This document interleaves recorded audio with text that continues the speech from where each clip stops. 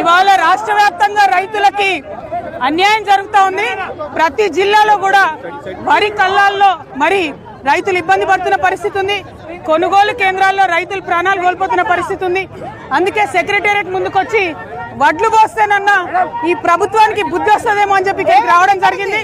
కేవలం పోలీసులను వాడుకొని ఇవాళ ఇమీడియట్ గా అరెస్ట్ చేయడం తప్పితే కనీసం ప్రభుత్వ యంత్రాంగాన్ని వాడి రైతులకు న్యాయం చేసే ఉద్దేశం ఈ ప్రభుత్వానికి లేకపోవడం సిగ్గుచేటు. చాలా చాలా అన్యాయం.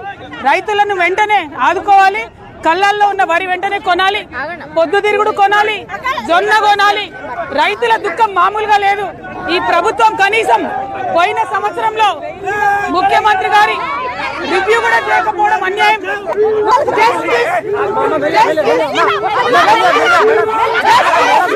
జై తెలంగాణ. రైతు లేనిదే